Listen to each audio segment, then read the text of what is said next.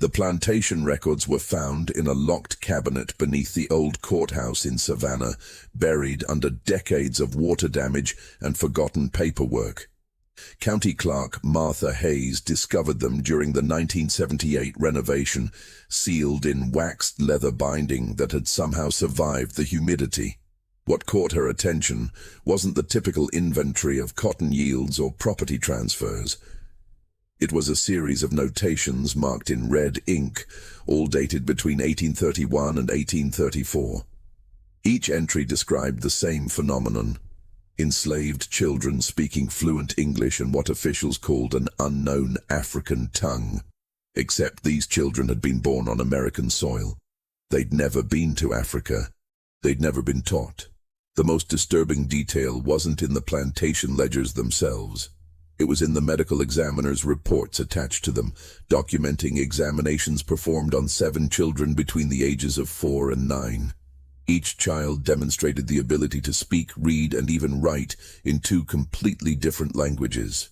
Each child exhibited identical behavioral patterns, refusing to speak English in certain locations, showing extreme distress when separated from the others, and, according to one doctor's note, displaying knowledge of events and places they could not possibly have witnessed. The records named 14 children in total. 7 were examined. 7 disappeared before they could be. Georgia officials documented everything. Then they locked the files away and never spoke of them again. But somebody knew something. Somebody always knows something. If you're intrigued by stories that challenge everything we think we know about history, make sure you're subscribed. Because what happened in coastal Georgia nearly 2 centuries ago raises questions that historians still can't answer. Hit that subscribe button and turn on notifications, because the deeper we go into this case, the stranger it becomes. Sarah Pierce arrived in Savannah in March of 1831 with her husband Edmund, a physician from Massachusetts who'd accepted a position as county health inspector. The move represented opportunity. Edmund had been promised a generous salary and a home near the waterfront, far from the overcrowded tenements of Boston, where his medical practice had barely sustained them. Sarah kept detailed journals, a habit she'd maintained since girlhood, filling leather-bound books with observations about their new life in the South. Her early entries paint Savannah as a city of contradictions. The tree-lined streets and elegant townhouses gave way abruptly to sprawling plantations where hundreds of enslaved people worked under conditions Sarah found difficult to witness. She wrote often about the markets, where families were separated and sold, where children stood on auction blocks while buyers examined them like livestock. "It troubles my sleep," she wrote in April of that year. "Edmund tells me I must accustom myself to the customs here, but some customs should not be endured. I see mothers weeping in the streets, their children carried away in wagons. I see men in chains, their faces blank with a grief too deep for expression. How does one accustom oneself to such suffering?" The Pierces rented a modest house on East Broad Street, close to the city center. The building was narrow but comfortable, with tall windows that caught the river breeze and a small garden where Sarah attempted to grow herbs and vegetables. Edmund's work required frequent visits to the surrounding plantations. County health inspectors were responsible for documenting disease outbreaks, examining quarantine cases, and certifying the fitness of enslaved people for heavy labor. It was a role that troubled him, Sarah noted, though he never refused the assignments. The salary, after all, was substantial, and they had debts from Edmund's failed Boston practice that needed settling. In those first months, life in Savannah seemed manageable, even pleasant at times. The city hummed with commerce. Ships arrived daily from Europe and the Caribbean, bringing goods and immigrants. The social scene was active. Dinner parties, theater performances, church socials. The Pierces were welcomed as educated Northerners, though Sarah sensed a certain wariness from their Southern neighbors, particularly when conversations turned to politics or labor systems. The Pierce household employed 2 enslaved women, Martha and Bess, both in their 20s, both born on plantations north of the city. The arrangement had been made by their landlord before they arrived. Martha as cook and housekeeper, Bess as laundry and general labor. Sarah wrote about them with a mixture of sympathy and unease, clearly grappling with her role as a beneficiary of an institution she found morally repugnant. Martha sang while she worked this morning. One entry reads, "A song in a language I did not recognize." When I asked her about it, she fell silent and would not meet my eyes. I pressed her gently, explaining I meant no offense, only curiosity. She finally told me it was something her grandmother used to sing. Words passed down, but meanings lost. "We keep the sounds," she said, "even when we don't know what they mean anymore." The sadness in her voice haunted me all day. Edmund's work brought him into regular contact with the plantation system's brutality. His medical reports from those early months, preserved alongside Sarah's journals in the Massachusetts Historical Society archives, document diseases caused by malnutrition, injuries from overwork, infections from inadequate living conditions. He treated children with rickets, adults with untreated broken bones that had healed incorrectly, countless cases of dysentery and fever. His notes are clinical, professional, but Sarah's journals reveal his private struggles. "Edmund came home silent again tonight," she wrote in May. "When I asked about his day, he merely shook his head." Later, after several glasses of whiskey, he told me about a boy of 7 whose arm had been crushed in mill machinery. The arm was infected, needed amputation, but the owner refused to authorize it, claiming the expense wasn't warranted for a child who hadn't yet proven his value. Edmund performed the surgery anyway, without payment. The boy died 3 days later from fever. The coastal region surrounding Savannah had particular characteristics that set it apart from inland Georgia. The sea islands, barrier islands stretching along the coast, had been cultivated for rice and cotton since the early 1700s. The labor was brutal, the climate unforgiving. Malaria and yellow fever killed thousands. Many plantations operated on a task system rather than constant oversight, allowing enslaved people to maintain certain cultural practices that might have been suppressed elsewhere. This created pockets of preserved tradition, languages and customs that originated in West Africa, particularly from regions that are now Sierra Leone, Senegal, and Angola. But what Sarah Pierce would soon encounter had nothing to do with cultural preservation or oral tradition. What she would document in her journals defied every rational explanation that Edmund or anyone else could provide. The city itself had been built on profits from the slave trade. By 1831, Savannah's port ranked among the busiest in the South for cotton exports, and the wealth that trade generated was visible everywhere. In the grand homes along the squares, in the new gas lamps being installed on major streets, in the marble facades of banks and trading houses. But that wealth came at a cost Sarah found increasingly difficult to ignore. "We live in houses built with money earned from human misery," she wrote. "We eat food prepared by hands that are not free. We walk streets cleaned by people who have no choice but to clean them. How long can a society sustain itself on such foundations? How long before the weight of it collapses everything?" She couldn't have known that her question would be answered 3 decades later with a civil war, but her words suggest she sensed something unstable beneath the surface prosperity, some fundamental injustice that couldn't be maintained indefinitely. Edmund's position gave him access to levels of plantation operations most outsiders never saw. He witnessed the full scope of the system, from the auction blocks where families were separated, to the breeding farms where women were forced to produce children who would be sold, to the punishment yards where disobedience was met with violence. His medical training made him valuable to plantation owners, but it also made him complicit in a system he privately opposed. Sarah recorded his internal conflict. He says he helps more by working within the system than he could by refusing to participate. He says his medical care saves lives, alleviates suffering. But I see the cost this takes on his soul. He drinks more than he did in Boston. He sleeps poorly. He flinches at loud sounds. The social fabric of Savannah in 1831 was complex and stratified. At the top were the plantation owners and wealthy merchants, families who'd been in Georgia for generations and controlled most of the land and capital. Below them were professional men like Edmund, doctors, lawyers, teachers, who served the planter class and depended on their patronage. Then came small farmers, artisans, shopkeepers. Free black people occupied a precarious position, legally free, but subject to numerous restrictions and constant surveillance. And at the bottom were the enslaved, who outnumbered whites in many coastal counties, but had no legal rights, no protections, no recourse against abuse.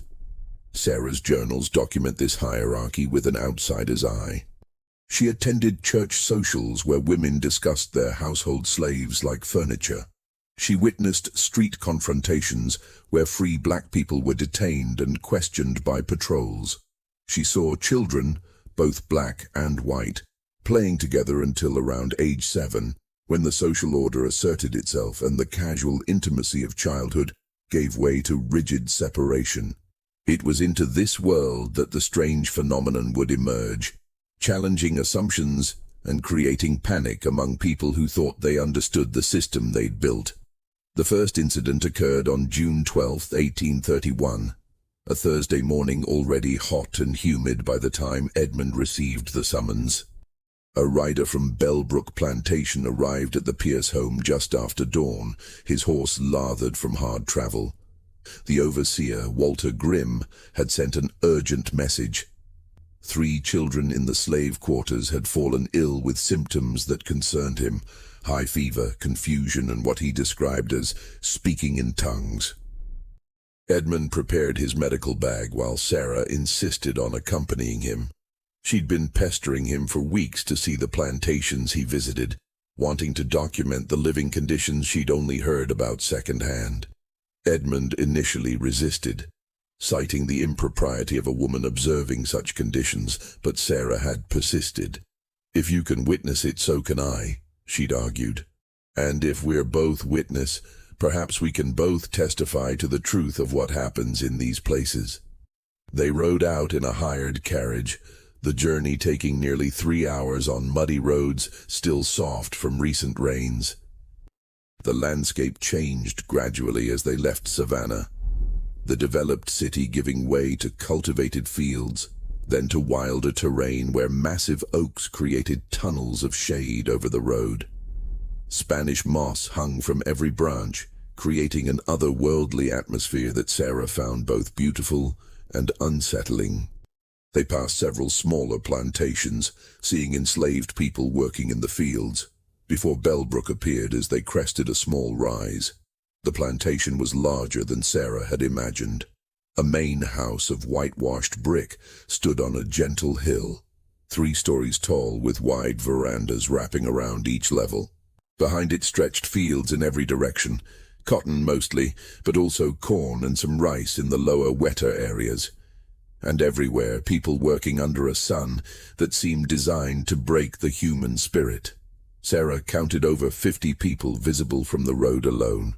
Edmund later told her Bellbrook held nearly 200 enslaved people, making it one of the larger operations in the county.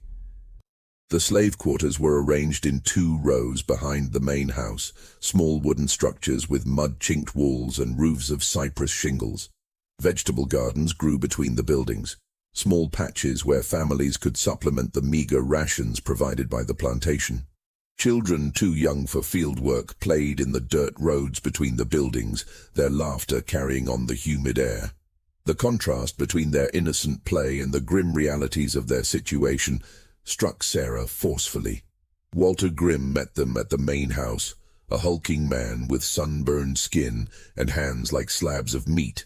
He was in his 40s, Sarah guessed, with the weathered appearance of someone who'd spent his entire life outdoors. He seemed agitated, speaking rapidly as he led Edmund toward the quarters. Sarah followed, despite Grimm's obvious disapproval.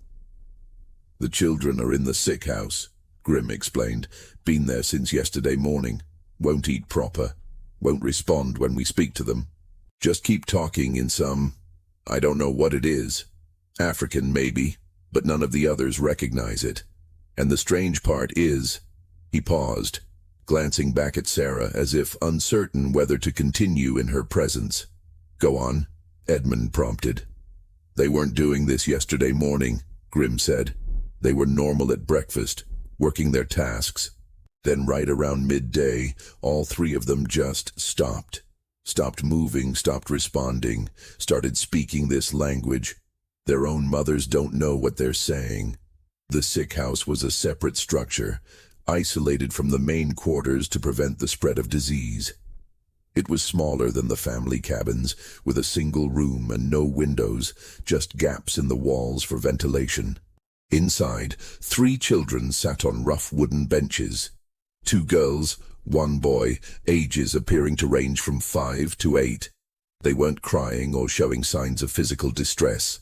They sat perfectly still, hands folded in their laps, staring straight ahead at the opposite wall. And they were speaking, a continuous rhythmic stream of words in a language Sarah had never heard. The sound of it raised the hairs on the back of her neck. It wasn't random babbling or the fevered nonsense of illness. It had structure, rhythm, melody almost. The words flowed in patterns, repeating certain phrases, building on each other like a conversation or a story being told. But all 3 children spoke in perfect unison, their voices blending together so seamlessly that it was impossible to distinguish individual speakers. Edmund approached slowly, introducing himself in a calm, professional voice. The children didn't acknowledge him. Their eyes remained fixed on the wall. Their mouths continued forming words in that strange, haunting language. Edmund knelt beside the nearest girl, a child who looked about 6 years old with her hair braided in neat rows. He checked her pulse, normal. He looked into her eyes, pupils responsive to light. He tested her reflexes, all normal. She was physically healthy, showing no signs of fever or illness despite Grimm's initial report. Sarah recorded Edmund's findings in the small notebook she'd brought. No elevated temperature, no signs of physical illness, pupils responsive, heartbeats normal and steady, breathing unlabored, yet they appear entirely unreachable, as if their consciousness has been transported elsewhere. Edmund tried various approaches to break through to the children. He asked simple questions about their names, their families, how they felt. He offered them water and food. He tried speaking louder, then softer. Nothing produced any response. The children continued their unified speech, never pausing, never looking away from the wall. Then Edmund tried something different. He stood directly in front of the oldest girl, blocking her view of the wall, and said firmly, "Can you hear me? If you understand English, please respond." For the first time, the unified speech faltered. The other 2 children continued, but the older girl fell silent for perhaps 3 seconds. Then, without breaking her forward stare, without any change in her blank expression, she spoke in perfect, unaccented English. "We hear you. We understand you. We are here." Edmund felt his heart rate accelerate. "What's your name?" he asked gently. "Rebecca." The voice was flat, emotionless, as if the answer required no thought. "Rebecca, what are you saying? What language are you speaking?" "The language of remembering." "Who taught you this language?" "No one taught us. We already knew." "That's not possible, Rebecca. All language must be learned. Who taught you?" The girl's eyes finally moved, shifting to look directly at Edmund. The blankness in her expression gave way to something else. Not emotion exactly, but awareness, as if someone behind her eyes had suddenly woken up. "We've always known," she said. "Since before we were born. Since before our mothers were born. We carry it inside. We are vessels for what came before." Then she returned to speaking in the unknown language, rejoining the other 2 children in perfect synchronization. Edmund tried to prompt more responses, but Rebecca didn't speak English again. The three children continued their unified chant, seemingly unaware of his presence. Sarah approached the children carefully, sitting on the bench beside the younger girl. She didn't ask questions, just sat quietly, listening to the rhythm of their speech.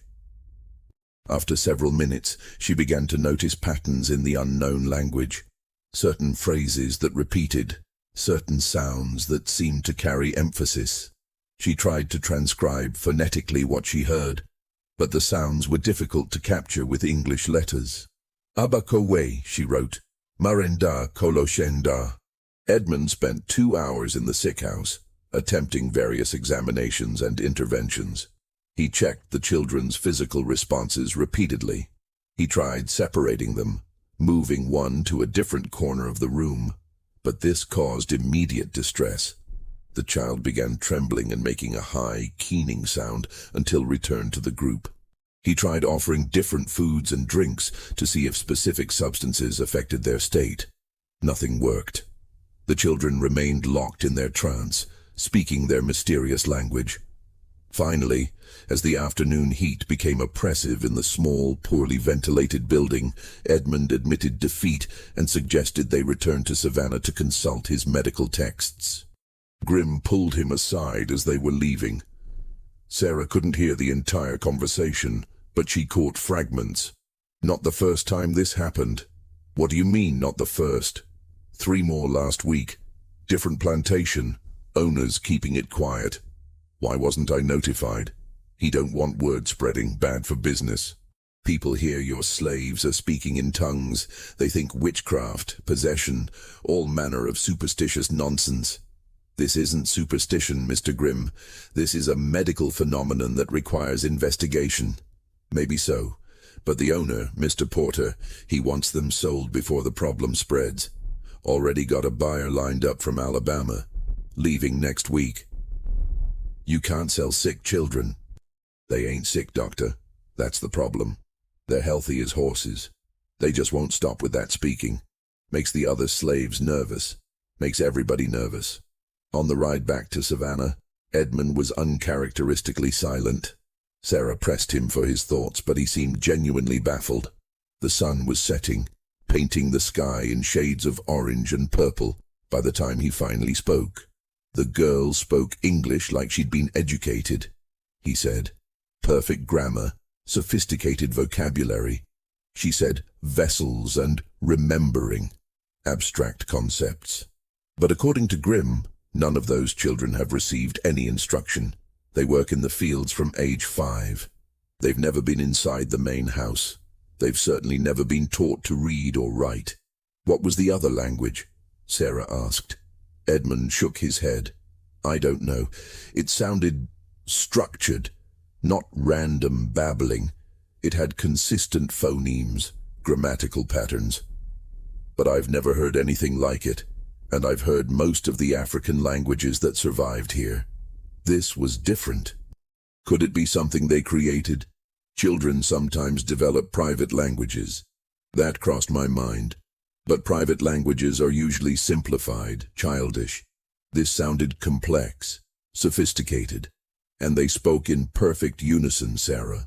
That level of coordination suggests either intensive practice or... He trailed off. Or what? Or something I don't have a rational explanation for. That night, Sarah wrote in her journal, Edmund believes it is some form of hysteria or shared delusion, perhaps triggered by the trauma of their circumstances. But I heard those children speak. I watched their faces. Whatever they were saying, they understood it completely. They believed it. And the look in Rebecca's eyes when she spoke to Edmund, that wasn't delusion. That was clarity. As if for a moment, she was more present, more aware than any of us in that room. She spoke of remembering, of carrying something inside, of being vessels. What did she mean? What were they vessels for? Sarah continued writing late into the night, trying to capture every detail while it was fresh in her memory. She described the rhythm of the unknown language, the synchronized movement of the children's mouths. The blankness in their expressions contrasted with the sudden, sharp awareness in Rebecca's eyes when she switched to English. "I cannot shake the feeling," Sarah wrote, "that we witnessed something significant today. Not illness, not madness, something else. Something that challenges our understanding of how knowledge is acquired and transmitted. Edmund will look for medical explanations, as is his nature and training. But I fear the answer lies outside the realm of medicine. In what realm, I cannot say." The following day, Edmund spent hours in his study, reviewing medical texts on nervous disorders, hysteria, and group delusions. He found case studies of religious ecstasy and mass hysteria in revival meetings, instances of shared hallucinations during fever epidemics, examples of children developing unusual speech patterns due to isolation or abuse. But none of these cases matched what he'd observed. The children at Bellbrook weren't fevered or agitated. They showed no signs of physical trauma. And their language, whatever it was too sophisticated, too structured to be dismissed as nonsense. Sarah, meanwhile, became consumed with the mystery. She began asking Martha and Bess about languages they'd heard on plantations, about stories passed down through generations, about any instances they'd heard of children speaking in unknown tongues. Martha was reluctant to discuss it at first, but eventually, after Sarah assured her the conversation would remain private, she revealed that such things weren't entirely unheard of. "My grandmother told me stories," Martha said quietly, glancing toward the door as if afraid of being overheard. "About children who remembered things they shouldn't know. About old languages that survived even when no one spoke them anymore. She said the ancestors don't forget, even when we do. She said sometimes they speak through those who'll listen." "Do you believe that?" Sarah asked. Martha hesitated. "I believe there are things white folks don't understand about us, things we keep to ourselves, things that survived the crossing, even when they tried to take everything else from us." "What things survived?" "Memory," Martha said simply. "You can take away our names, our families, our freedom, but you can't take away what we remember, and what we remember we pass down. Sometimes in stories, sometimes in songs, and sometimes—" She paused, seeming to choose her words carefully. "Sometimes in ways that don't make sense to you, but make perfect sense to us." This conversation haunted Sarah. She wrote about it extensively, trying to understand what Martha was suggesting. "She speaks of memory as if it's something tangible, something that can be preserved and transmitted across generations," Sarah wrote. "But memory is individual, isn't it? We remember our own experiences, not the experiences of our ancestors. And yet, what if there are forms of remembering we don't understand? What if trauma, particularly trauma experienced collectively by many people, creates some kind of imprint, some kind of knowledge that persists even when those who experienced it firsthand are gone?" Edmund dismissed this line of thinking as unscientific. "Memory is a function of the brain," he insisted. "It's biological, chemical. It can't be inherited or transmitted except through direct teaching and learning.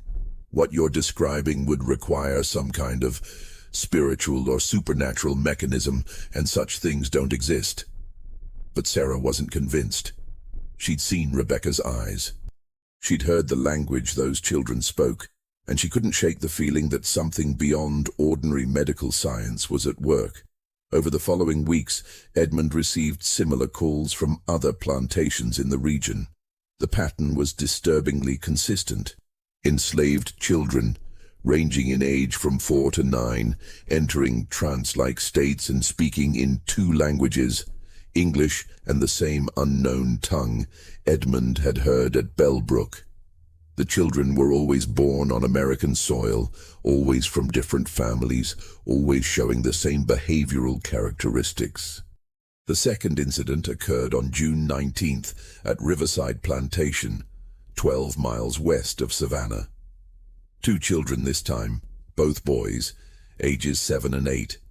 They'd been working in the vegetable garden when they suddenly stopped, sat down in the dirt, and began speaking the language. The overseer had tried shaking them, shouting at them, even threatening them with punishment, but nothing broke through. They sat in the garden for 6 hours before their mother finally convinced the overseer to send for Edmund. By the time Edmund arrived, the boys had been moved to a storage shed. They sat side by side on the dirt floor, still speaking in perfect synchronization. Edmund performed his examinations and found the same results as before. No physical illness, no fever, no signs of trauma. When he tried asking questions in English, the older boy responded, but the response was chilling. "We see what happened here," the boy said, his voice flat and distant. "We see the ones who came before us. We see what was done to them. We remember." "Remember what?" Edmund asked. "Everything. The ships, the markets, the beatings, the ones who died, the ones who lived but wished they hadn't. We carry their memories. We speak their words." "That's impossible. You're too young to remember such things.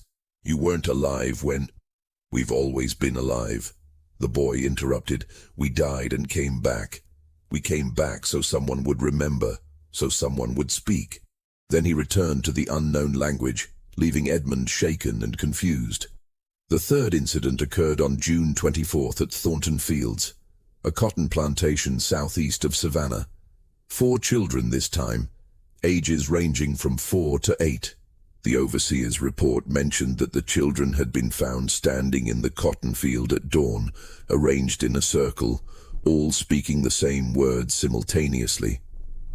They'd been standing there for an unknown period, possibly all night, though no one could confirm when they'd left their cabin. Edmund brought Sarah with him this time, recognizing that her approach with the children yielded different information than his clinical examinations. They found the 4 children sitting in the plantation's chapel, a small wooden structure where enslaved people were required to attend Sunday services. The children sat in the front pew, their hands folded, speaking their unified language. But this time, something was different. Every few minutes the unified speech would pause, and one child would speak a few sentences in English before the group resumed their chanting. Sarah sat in the pew behind them and listened. The English sentences were fragments, disconnected but haunting. "We walked for days, and the sun burned our skin. They put chains around our necks. The water was too salty to drink. My mother's name was lost." Each fragment seemed to describe a different experience, a different memory, and each was delivered in the same flat, emotionless tone, as if the children were reading from some vast, terrible book of accumulated suffering. Edmund attempted to document the phenomenon scientifically, recording the timing of the episodes, the duration of the trances, the exact words spoken. But Sarah focused on a different kind of documentation. She tried to understand what the children were experiencing, not just observing their behavior. After several hours, when the trance briefly lifted and the children seemed more present, Sarah approached the youngest girl and asked gently, "Do you know where you are right now?" The girl looked confused for a moment, glancing around the chapel as if seeing it for the first time. "I was somewhere else," she said. "I was on a boat. It was dark and crowded and people were crying. Then I was standing in a line and people were looking at my teeth. Then I was here. Do you remember those things happening to you? They didn't happen to me. They happened before, but I remember them like they happened to me. How is that possible?" The girl's expression became troubled. "I don't know, but when it happens it feels real. It feels like I'm there, like I'm living it, and the words just come. I don't choose them. They're just there." By July, local plantation owners were in a panic. Rumors spread quickly in the tight-knit community of landowners and overseers. The issue was primarily financial. Children exhibiting abnormal behavior couldn't be sold at full value, and their presence in the quarter supposedly disturbed the other enslaved people. Several plantation owners had already moved affected children to isolated locations, keeping them away from the general population. Edmund compiled detailed notes on each case. Sarah, now accompanying him on every call, served as his assistant and recorder. Together, they documented 14 children across 6 plantations. The geographic distribution was telling. All the plantations were located within a 20-mile radius of Savannah, all near the Ogeechee River, all established before 1800. The children had no apparent connection to each other. Their families came from different African regions, arrived on different ships decades apart, worked different crops under different systems. But the language was identical. Edmund made extensive recordings using written phonetics, filling dozens of pages with approximations of the sounds. When he consulted with scholars at the Savannah Medical Society, no one could identify it. Dr. Henry Walters, the society's president, suggested it might be a form of religious ecstasy similar to phenomena documented at revival meetings. Dr. James Thurston proposed it could be a neurological condition affecting speech centers in the brain. Dr. William Cross theorized it might be deliberate deception, a coordinated effort by enslaved adults to cause disruption with the children as unwitting participants. Edmund sent samples of his phonetic transcriptions to colleagues in Charleston and Boston. One professor from the College of Charleston suggested it might be a Creole language, a mixture of multiple African tongues blended with English and Portuguese. But that didn't explain the children's fluency or the synchronized nature of their speech. Creole languages developed gradually through interaction between different language groups. These children were speaking as if they'd been fluent since birth. A linguist at Harvard, Dr. Samuel Williams, sent an intriguing response. He noted that the phonetic patterns Edmund described bore similarities to several West African language families, particularly the Mandan Bantu groups. But he also identified sounds and structures that didn't match any known African language.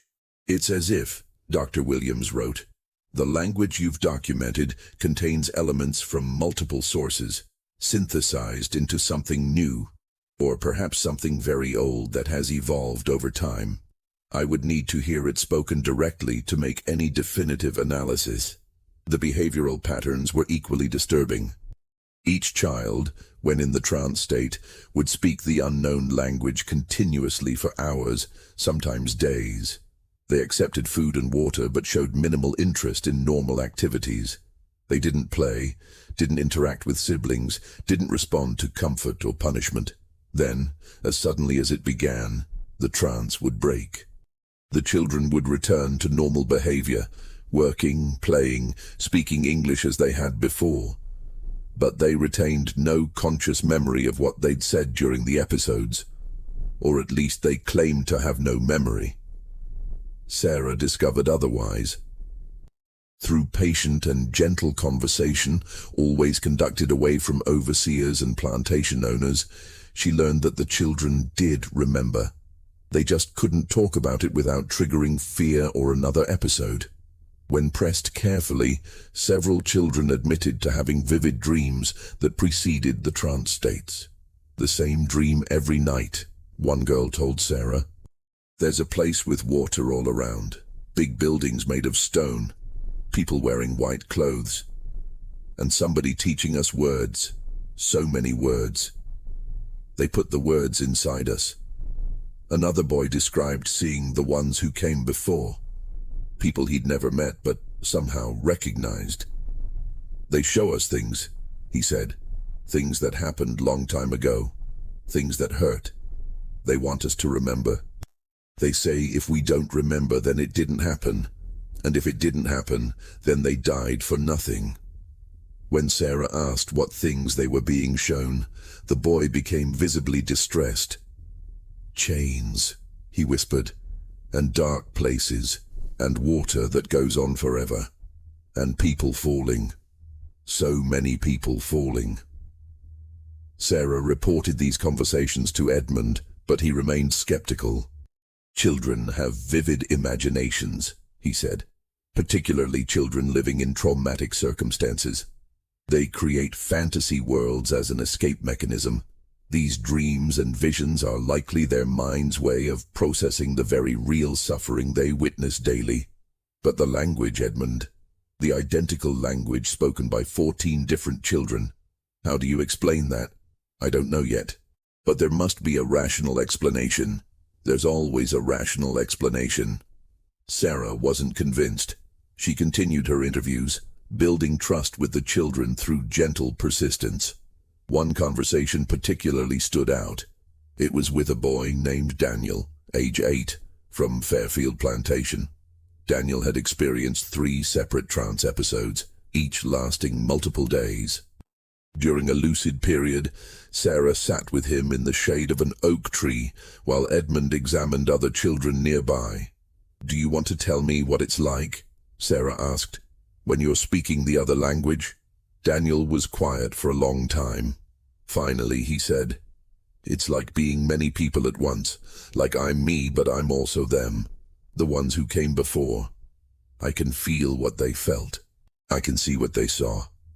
And the language, it just comes from inside. It's like it was always there, just waiting for me to find it." "Does it scare you?" "Sometimes. Sometimes it feels good. Like I'm not alone. Like I'm part of something bigger. But other times..." He trailed off, staring at his hands. "Other times what?" "Other times I remember things that hurt so much I can't breathe. Things done to people like me. Things that shouldn't happen to anyone, and I want to scream, but the words come out in the language instead, and I don't know how to make it stop." Sarah felt tears prickling her eyes. "I'm sorry, Daniel. I'm sorry for what you're experiencing. I'm sorry for..." She gestured helplessly at the plantation around them, unable to articulate the magnitude of her horror at the entire system. Daniel looked at her with ancient eyes. "You don't have to be sorry, Miss Sarah. You didn't put us here. But maybe you can help people understand. Maybe you can write it down so people know. We're remembering so it's not forgotten. Maybe you can remember too." And that conversation stayed with Sarah for the rest of her life. In journals written decades later, she would return to Daniel's words, analyzing them, trying to understand what the boy had been asking of her. "He gave me a task," she wrote in 1862, "a task I'm still trying to fulfill, to remember, to bear witness, to ensure that what happened wasn't forgotten." But how does one remember atrocities one never witnessed? How does one testify to suffering one didn't experience? And yet, that's exactly what those children were doing, remembering what they hadn't witnessed, testifying to suffering they hadn't personally experienced. Perhaps that's what memory truly is.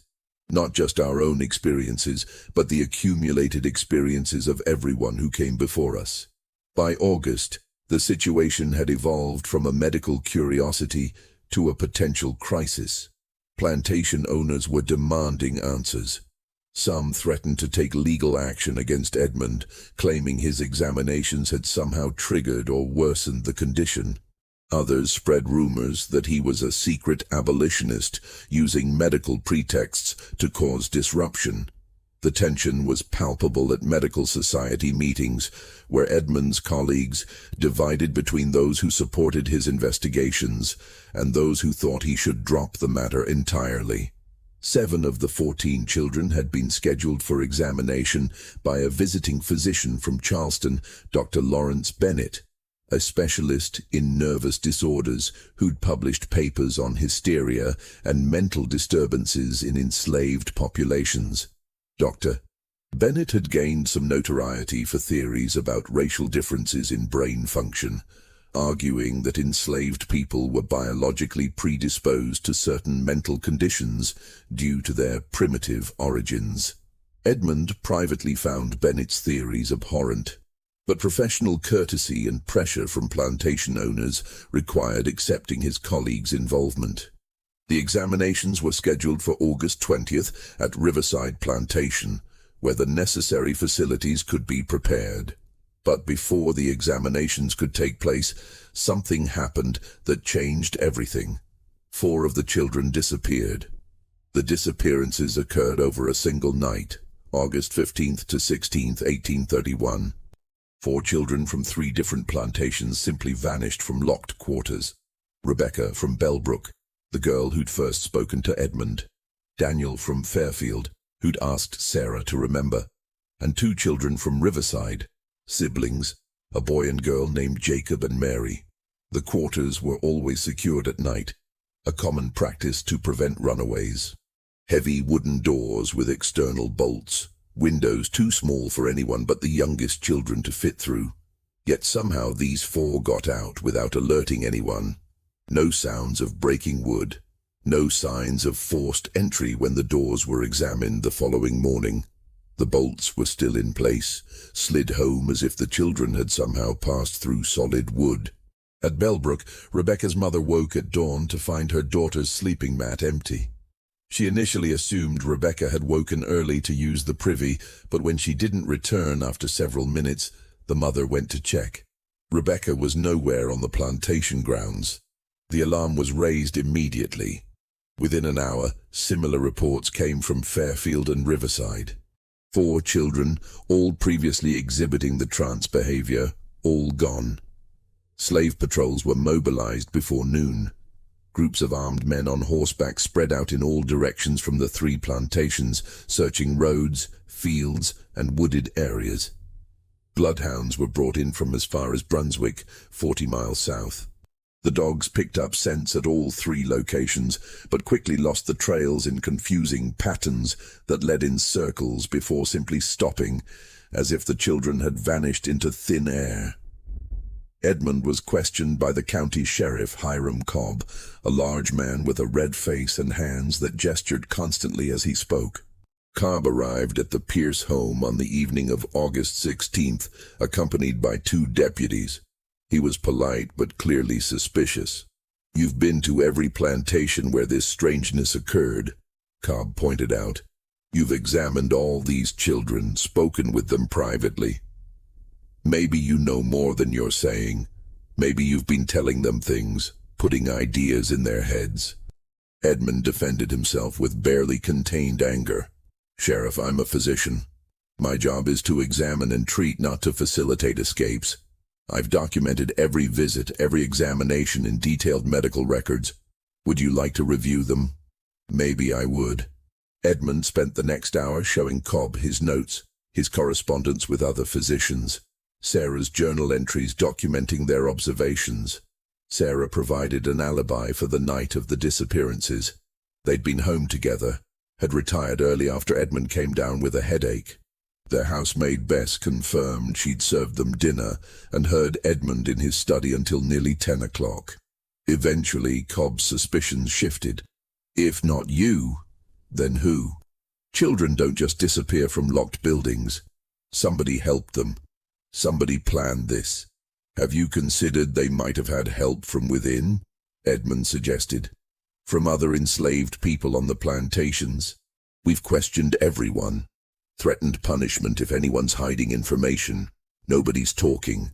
Either they don't know, or they're too scared to tell." The prevailing theory among plantation owners was organized abolitionist activity. The early 1830s saw increasing tensions over slavery, though the organized underground railroad networks wouldn't fully develop for another decade.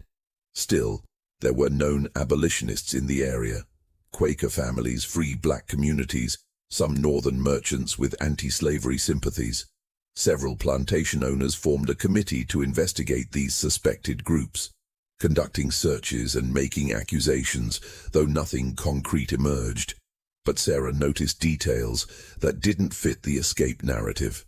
Over the following week, she revisited the 3 plantations where the disappearances occurred, ostensibly to support Edmund's continued investigations, but actually to conduct her own interviews. She spoke with enslaved people who'd been in adjacent quarters, who'd lived and worked alongside the missing children. Their stories were consistent and deeply strange. "I heard nothing that night," one woman from Bellbrook told Sarah. "And that's what was strange. Usually you hear everything. People snoring, babies crying, mice in the walls. But that night was silent like nothing I ever experienced. Silent like death.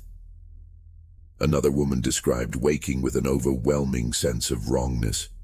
Couldn't say what it was. Just a feeling that something important was happening. I tried to wake my husband, but couldn't move. Felt like something was holding me down. Not in a bad way, more like being told to stay still. Don't look. Let it happen. A man from Riverside reported waking to find his youngest daughter, one of the 7 remaining children who'd exhibited the trance behavior, standing at the window of their cabin, staring out into the darkness.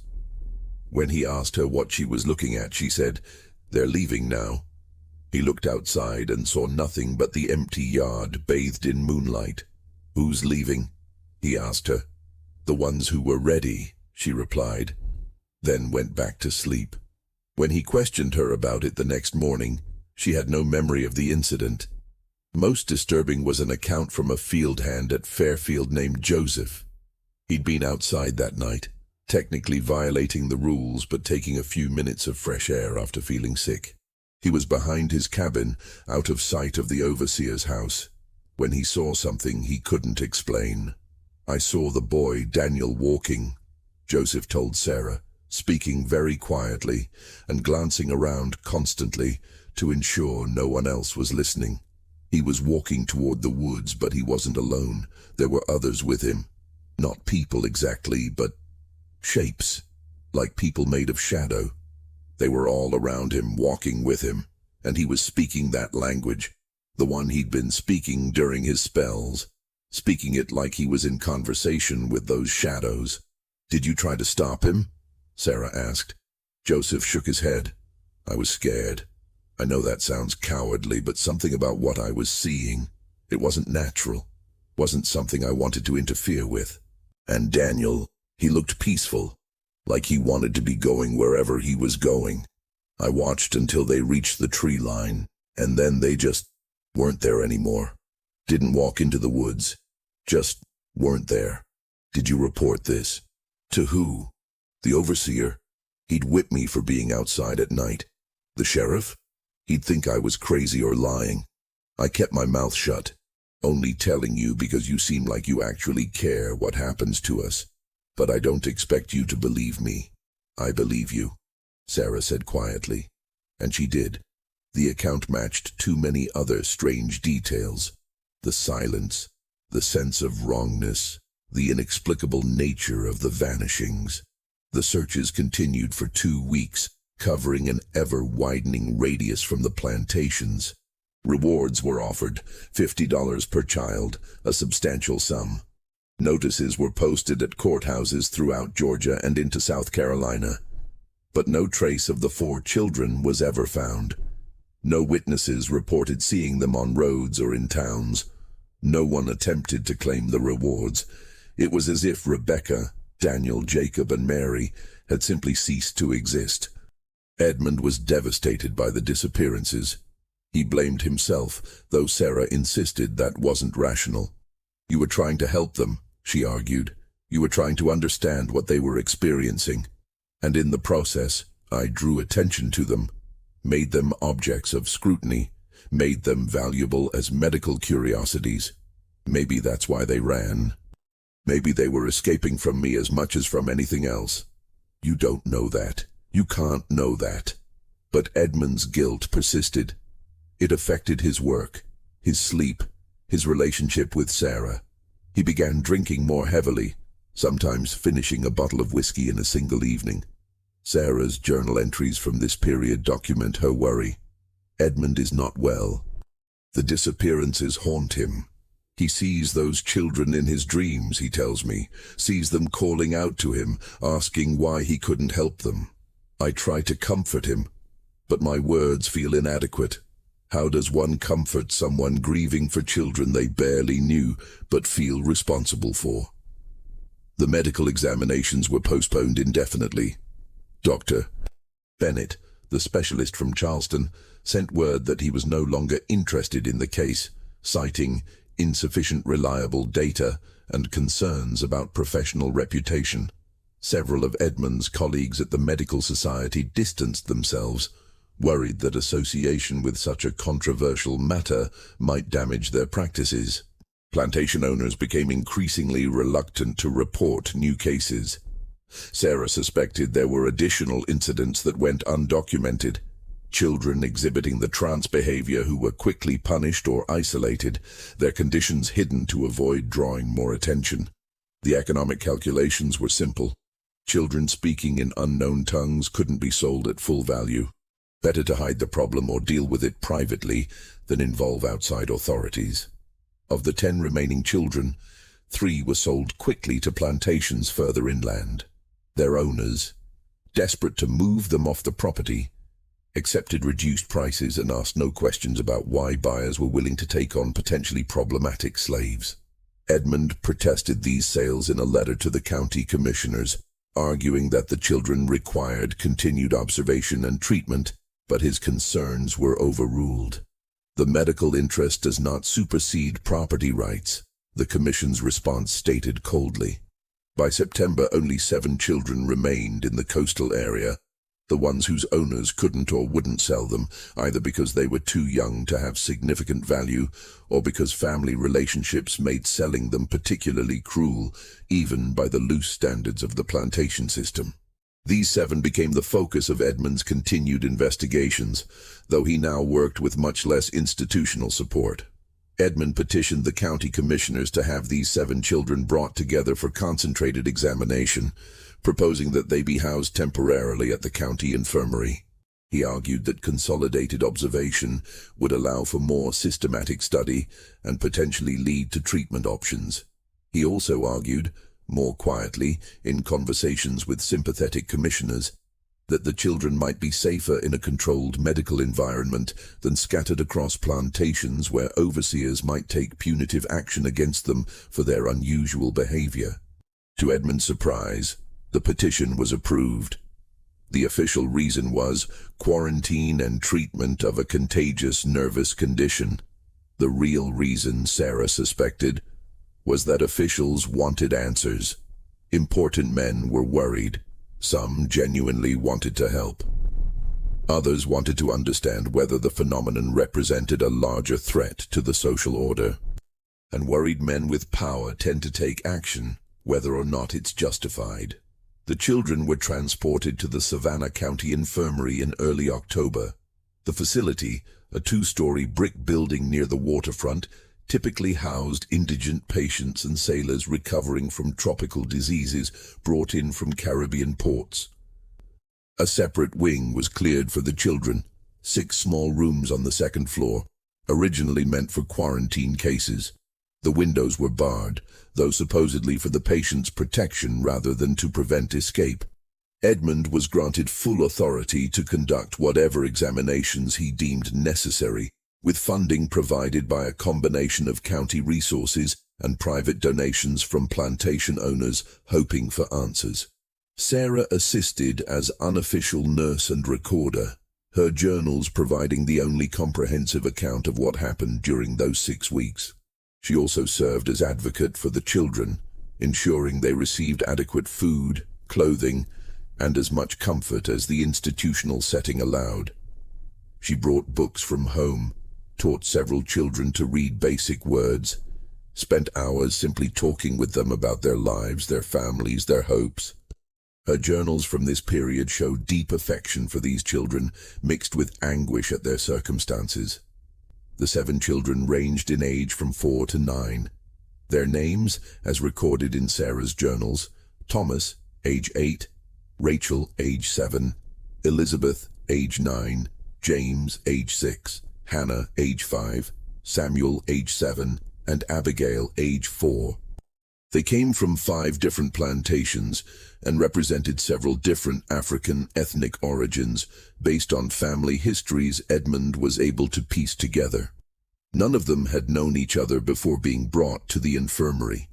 Yet within days, they bonded with an intensity that surprised everyone. They moved as a group, ate together, slept in adjacent rooms with doors left open so they could hear each other.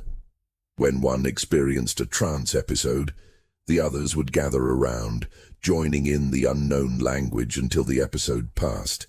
It was as if they recognized each other as part of some larger community, connected by their shared experiences of the phenomenon. The experiments, for they were experiments, though Edmund called them examinations, began immediately. Edmund was methodical, approaching the problem as a medical puzzle requiring systematic investigation.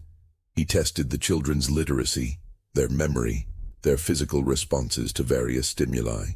He separated them, then brought them together, documenting whether proximity affected the frequency and intensity of trance episodes. He tried teaching them new words in different languages to see if their unusual linguistic abilities extended beyond the two languages they already spoke. The results were deeply unsettling. All 7 children could read. Not simple words like cat or dog. They could read full sentences, complex passages. Edmund presented them with books from his personal library, medical texts, poetry collections, even a copy of Gulliver's Travels.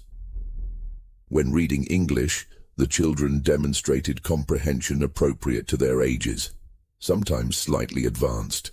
Elizabeth, the oldest, could read and understand passages from Edmund's anatomy textbook. Samuel correctly answered questions about a poem by William Wordsworth. Hannah, only 5 years old, followed along with the children's primer and sounded out unfamiliar words with impressive phonetic accuracy.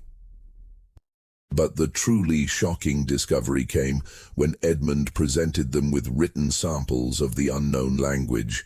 He'd been transcribing the language phonetically for months, developing a system of symbols and combinations to represent sounds that didn't exist in English. On impulse, he showed one of his transcriptions to Thomas. The boy looked at the page for a long moment, then began reading aloud, fluently, with perfect pronunciation, as if he'd been reading that language all his life. "Thomas, how do you know these words?" Edmund asked, trying to keep his voice steady. "I just know them," Thomas replied, "like I know English words. They're inside my head." Edmund tested the other children. Every single one could read the transcriptions fluently. They could also write in the language when given paper and pencil, though their writing was somewhat childish and uneven. The limitations of small hands and limited practice, not lack of linguistic knowledge. "This is impossible," Edmund wrote in his notes dated October 12, 1831. "These children have received no formal education. The plantations they came from don't permit literacy among enslaved populations. It's actually illegal in Georgia to teach enslaved people to read or write. Yet they read with confidence and understanding in both English and this unknown language. Where did this knowledge come from? How is it possible?"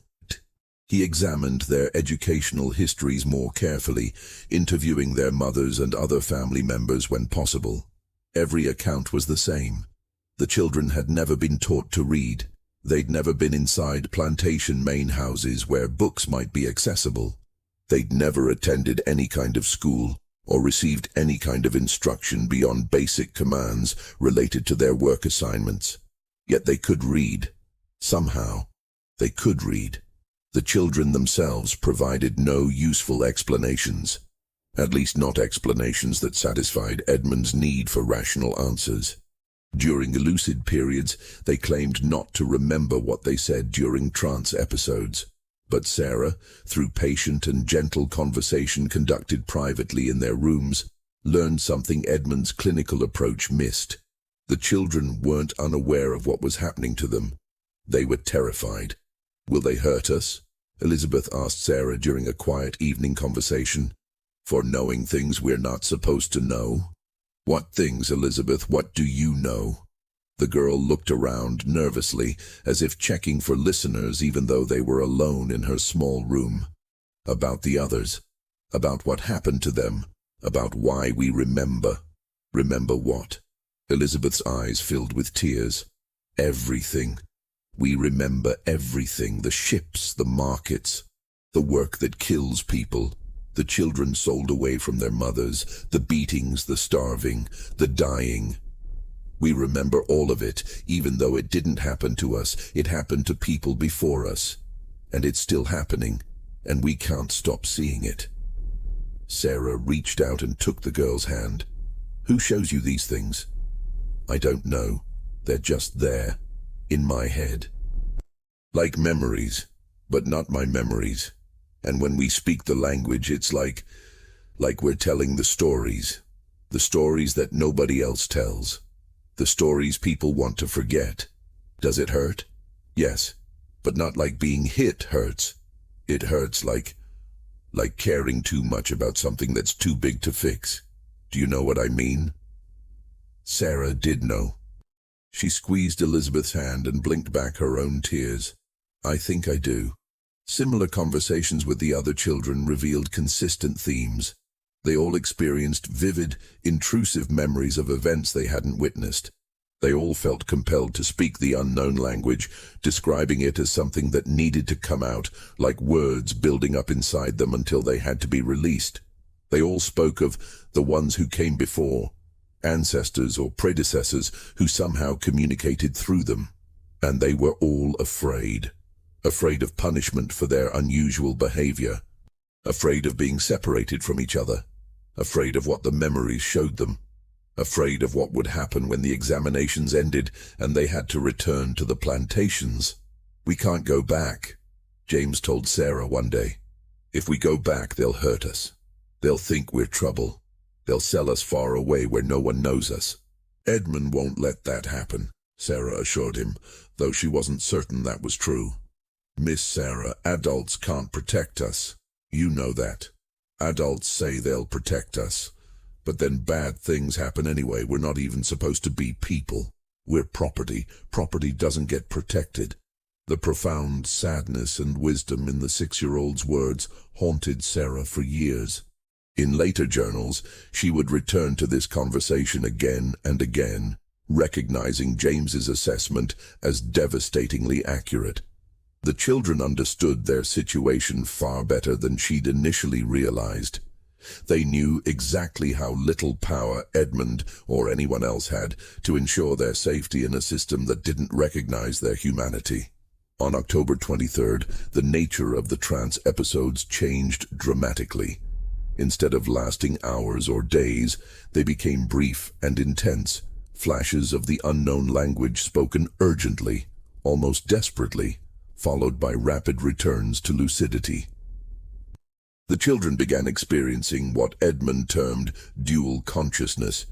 They could speak both languages simultaneously, alternating between English and the unknown tongue mid-sentence, as if two different minds were operating through one voice. Edmund documented one particularly striking episode with Thomas. During a routine physical examination, Thomas suddenly stopped mid-response and said in English, "I remember the ship." Then, in the unknown language, a rapid burst of words lasting perhaps 5 seconds. Then back to English. "We were in the dark. So many days in the dark. The smell made us sick. People dying all around us." More of the unknown language, longer this time, the words tumbling out urgently. Then, they threw some overboard, the sick ones. I remember the water closing over their faces. I remember the crying. He cut off abruptly, his eyes going wide with terror, and he wouldn't speak again for the rest of the day. But Thomas had been born in Georgia. He'd never been on a ship. His mother, when questioned, confirmed he'd been born on the same plantation where he'd lived his entire 8 years. She'd never been on a ship either. She was second-generation American-born, her parents having arrived in the 1770s. There was no family history that could explain Thomas's memory of the Middle Passage. Edmund tried to rationalize it. "He's heard stories," he suggested to Sarah. "Older slaves talk about the crossing. He's absorbed those stories and is now remembering them as if he experienced them himself. It's a form of false memory. But the details, Edmund."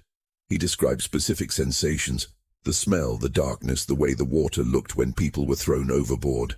Those aren't the kinds of details transmitted through casual storytelling. Then perhaps he has a remarkably vivid imagination. Or perhaps he's actually remembering something that happened to someone else, but remembering nonetheless. Edmund shook his head, unwilling to accept an explanation that violated everything he understood about how human memory functioned. But over the following days, similar episodes occurred with all 7 children. They each described experiences from the Middle Passage, from slave markets, from punishments witnessed, from family separations, and the details were consistent, specific, verifiable in ways that suggested these weren't fantasies or retellings of second-hand stories. Samuel described a specific slave market in Charleston, including details about the building's architecture and the auctioneer's appearance that Edmund later confirmed through historical records. Rachel described a punishment involving a specific device Edmund had never heard of, but which, after consultation with plantation owners, turned out to be a real implement used on some estates. Hannah, only 5 years old, described a fever outbreak on a rice plantation that matched documented incidents from 20 years earlier. The children were accessing information they couldn't possibly have learned through normal means, and they were speaking a language no one had taught them. The mystery was deepening rather than resolving. Sarah began to develop a comprehensive theory, one she worked on in her journal over many late nights. What if, she wrote, the phenomenon we're witnessing isn't supernatural or even particularly mysterious once we understand the mechanism? What if profound collective trauma creates a kind of shared knowledge base that can be accessed by descendants of those who experienced the trauma, not transmitted consciously through teaching, but encoded somehow in the very being of people whose ancestors suffered these experiences? She continued, Edmund insists that memory is purely individual, biological, chemical. But what if that's not the complete picture? What if there are forms of knowledge transmission we don't yet understand? We know that children inherit physical characteristics from their parents, height, eye color, predispositions to certain diseases. What if they also inherit something less tangible? Memories, perhaps, or echoes of memories, the accumulated experiences of everyone who came before them. It was a radical theory, one that wouldn't begin to find scientific support until more than a century later, with the discovery of epigenetics and research into intergenerational trauma. But Sarah, working only from observation and intuition, had stumbled onto something profound. Edmund remained skeptical. Memory doesn't work like that, he insisted. Individuals remember experiences they personally witness. They can't remember events they never witnessed, experiences they never had. But what if there's something we don't understand about how consciousness functions? Sarah countered. What if individual consciousness is less isolated than we assume? What if, under certain conditions, people can access a broader pool of experiences? That's mystical thinking, Sarah. That's the kind of unscientific speculation that leads to seances and spirit mediums and all manner of superstitious nonsense. Or perhaps it's thinking that's ahead of our current scientific understanding. Perhaps in 50 years, 100 years, what seems mystical now will have perfectly rational explanations. Their arguments became more frequent as the investigation progressed. Edmund felt his professional reputation was already damaged by association with the case, and he wasn't willing to entertain theories that might make him seem even less credible. Sarah felt he was allowing his concern for reputation to blind him to genuine phenomena that deserved investigation. The situation deteriorated further when the children started demonstrating what could only be described as precognition. It started small, accurately stating when visitors would arrive at the infirmary before any messenger had announced them, knowing what Edmund had eaten for breakfast, despite being locked in their wing with no possible way of observing him. Rachel told Sarah one morning that a woman with yellow hair would bring them fresh bread that afternoon. At 2 o'clock, a blonde woman from a nearby church arrived with donated food, including several loaves of fresh-baked bread. Then the predictions became more significant and disturbing. On October 28th, Hannah told Edmund that a man with a damaged eye would come to the infirmary and cause trouble. 2 days later, a one-eyed sailor suffering from fever-induced delirium attacked a nurse in the ground-floor ward, causing significant disruption before being restrained by orderlies. On November 1st, Samuel said that someone important would die and everyone would be sad. The next morning, news arrived that a prominent plantation owner, Colonel Richard Hayes, had died suddenly of heart failure during the night. Edmund tried to rationalize these predictions as coincidence or lucky guesses. One-eyed sailors aren't uncommon in a port city. Fever patients frequently become delirious. Important men die regularly. But there were too many predictions, too specific and accurate, for coincidence to be a satisfying explanation. The children also began drawing pictures during their free time, using paper and pencils Sarah had provided. Their drawings were disturbing. Ships with people crowded into holds, chains and whips, families being separated, buildings on fire. But mixed in with these traumatic images were drawings of places none of the children had ever seen. Architectural structures that looked like nothing in Georgia, landscapes with unfamiliar vegetation, people in clothing styles from Africa or the Caribbean. Sarah saved these drawings, storing them carefully in a folder she labeled Children's Documentation. Many decades later, anthropologists examining the drawings would identify specific architectural styles from coastal West Africa, clothing patterns from various African cultures, and landscape features matching regions of modern Senegal and Sierra Leone. The children were drawing places they'd never been, cultures they'd never been taught about, with a level of detail that suggested intimate familiarity. On November 3rd, all 7 children simultaneously entered a trance state that lasted 18 hours. It began without warning just after breakfast. Sarah was reading to them in the common area of their wing when all 7 suddenly fell silent, stood up, and arranged themselves in a circle. They held hands and began speaking the unknown language in perfect unison, their voices blending together in a continuous rhythmic chant. Edmund and Sarah took turns monitoring them, recording as much as possible. The phonetic transcriptions filled dozens of pages. The children showed no signs of distress, but they also showed no signs of individual consciousness. They moved in coordination, turned their heads at the same moments, even blinked in synchrony. It was as if a single awareness animated all 7 bodies. Edmund tried various interventions. He attempted to separate them, but any effort to pull one child from the circle was met with immediate, intense resistance, not violent, but like trying to pull apart magnets. He spoke to them, asked questions, even tried physically examining them while they stood in the circle, but received no response. They were completely unreachable. The chanting continued through lunch, through dinner, through the night. Sarah stayed with them the entire time, dozing fitfully in a chair while the children's unified voices filled the ward. She tried recording the sounds more carefully, listening for patterns or repetitions.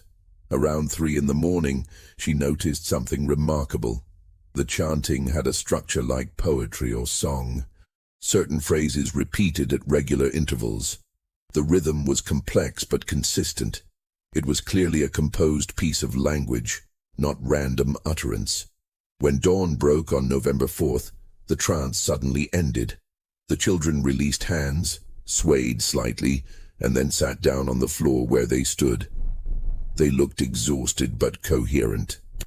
Edmund examined them thoroughly, finding no physical explanation for what had occurred. Their pulses were slightly elevated. They were dehydrated and hungry, but otherwise they seemed unharmed. That evening, as Sarah was helping the children prepare for bed, James approached her with a strange request. "Miss Sarah, can you write something down for us?" "Of course. What would you like me to write?" "The others are waiting," James said, his young face serious. "The ones who left. They want us to come." Sarah's stomach dropped. Come where? To the place where it started, where the water comes to the land, where the first ones were brought. They're showing us the way. Who's showing you? The ones who remember, the ones who held the language inside so it wouldn't be lost. They want us to come so we can remember everything, so we can tell the story that needs to be told. Sarah wrote down his words exactly, then asked gently, James, do you want to go to this place? The boy considered the question seriously. I don't know if I want to, but I think I need to. We all need to. It's like a calling, like something pulling us there. Where is this place? South, where the trees grow in the water, where the old places are. I can see it in my head. We all can. He was describing the Sea Islands, the barrier islands south of Savannah, where rice plantations had operated for over a century, where some of the earliest slave ships had landed, their human cargo unloaded onto docks built specifically for that purpose, where countless thousands had first touched American soil after surviving the Middle Passage, where unmarked graves held more bodies than anyone had ever counted. Sarah reported this conversation to Edmund, and his response shocked her.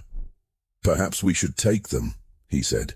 Perhaps being in that location will trigger something that will help us understand what they're experiencing. Edmund, you can't be serious. Take 7 vulnerable children to an abandoned island based on a mystical vision. That's not medicine. It's the only lead we have. Nothing else is working, Sarah. No treatment has been effective. No medical intervention has provided answers. Maybe a different approach is needed. Maybe we need to meet this phenomenon on its own terms. Sarah was horrified, but also intrigued. The rational part of her mind recognized the idea as potentially dangerous and definitely unorthodox. But another part, the part that had been listening to the children for weeks, documenting their experiences, coming to believe that something genuine and important was happening, saw potential value in Edmund's proposal. They argued about it for days. Sarah insisted that if they went, it had to be with proper precautions, adequate supplies, and backup plans in case things went wrong. Edmund agreed, but also insisted that they move quickly, before the county commissioners decided to end the infirmary arrangement and send the children back to their plantations. Time was running out. On November 8th, Edmund wrote a formal proposal to the commissioners requesting permission for therapeutic excursion to coastal environment for patients exhibiting nervous conditions potentially responsive to environmental factors. He framed it in medical language, citing theoretical benefits of sea air and change of scenery for treating neurological disorders. The proposal was approved with surprising speed. Sarah suspected that officials were tired of the ongoing situation and willing to support any approach that might resolve it. The expedition was arranged for November 10th. Edmund chartered a boat to take them to Ossabaw Island, one of the largest barrier islands, site of several abandoned rice plantations that had been operational in the late 1700s and early 1800s. The island was largely uninhabited now, the plantation infrastructure slowly being reclaimed by nature after yellow fever and economic failures had driven the owners away. Sarah spent the day before their departure preparing supplies and trying to calm her nerves. She had a deep sense of foreboding about the trip, a feeling that they were approaching some kind of threshold beyond which things would change irreversibly. She wrote in her journal that night, "Tomorrow we journey to the Sea Islands with 7 children who claim to carry memories of the dead. Edmund believes this is a medical investigation. I fear it may be something else entirely. I fear we are not seeking answers. I fear the answers are seeking us." They departed Savannah at dawn on November 10th, 1831. The boat was a shallow draft vessel, typically used for navigating the coastal waterways, captained by a grizzled waterman named Marcus, who asked no questions about their unusual party. In addition to Edmund and Sarah, they brought along 2 orderlies from the infirmary. Strong young men named William and Robert, who could provide security if needed. And Robert Talbot, a county official who served as both observer and legal witness. The 7 children wore donated clothing in better condition than their usual plantation garments, and Sarah had packed enough food and water for several days, though they only planned to be gone one night. The journey took most of the morning. They followed the coastal waterways south, navigating through marshes where tall grass grew from water that reflected the overcast sky. The landscape was hauntingly beautiful. Live oaks draped with Spanish moss, herons and egrets fishing in shallow channels, occasional glimpses of alligators sunning on mud banks. The children were quiet during the journey, but Sarah noticed they weren't frightened. Instead, they seemed focused, alert, watching the passing landscape with intense interest. As they approached Ossabaw Island, the children's behavior began to change. They became agitated, not with fear, but with something like anticipation or recognition.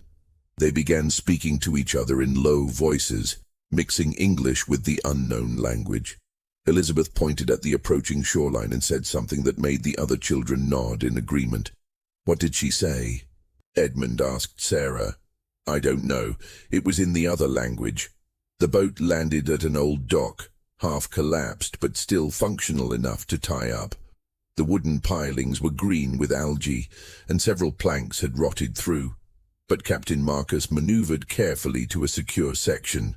As they disembarked, Sarah noticed the children exchanging glances, clearly communicating something without words.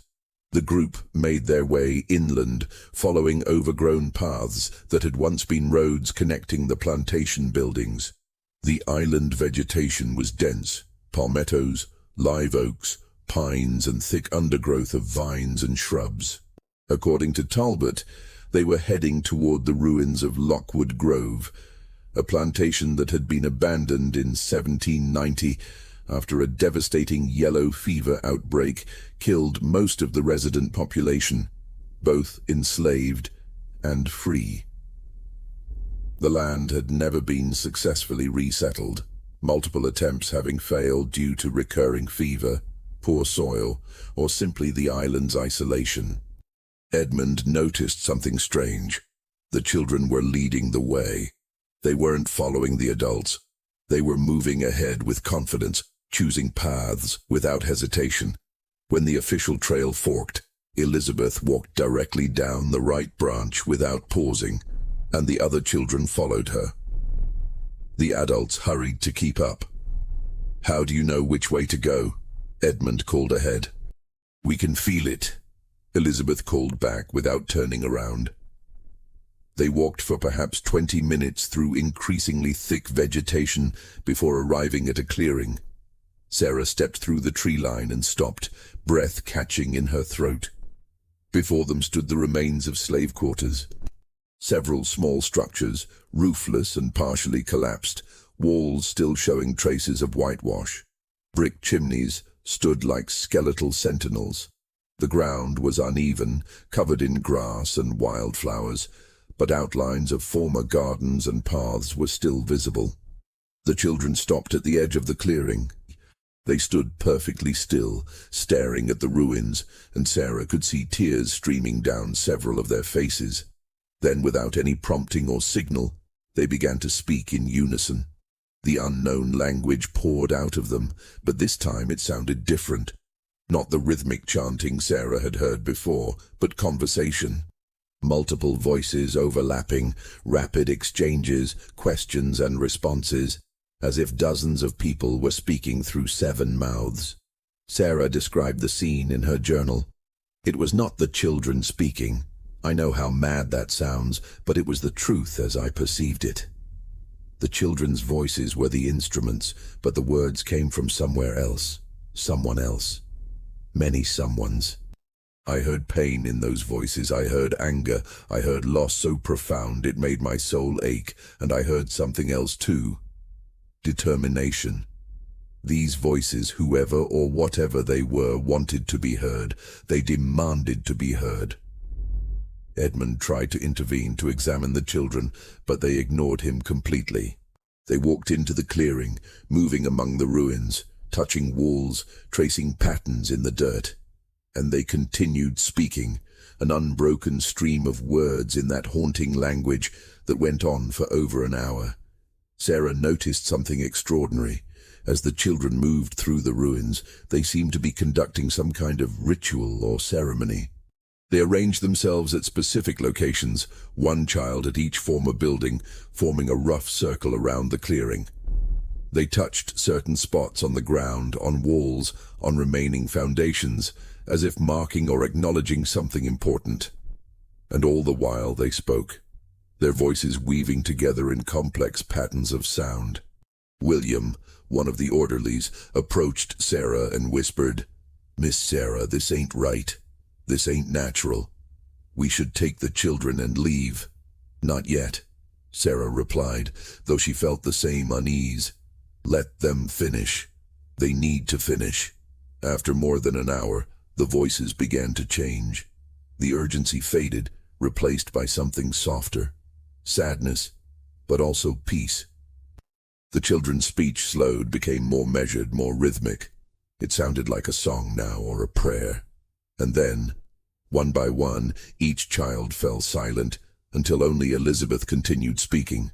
Her voice alone filled the clearing for perhaps another 10 minutes, and then she too stopped. The silence that followed was profound.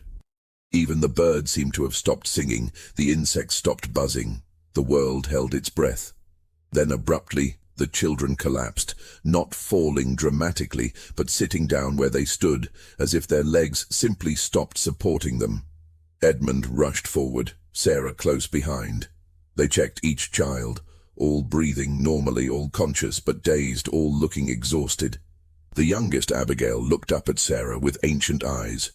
"We told them," she said in English, her voice barely above a whisper. "We told the stories. Now they can rest." "Who can rest?" Sarah asked gently. "The ones who died here. The ones buried in unmarked ground. The ones thrown in the water. The ones who never had names written down. We told their stories.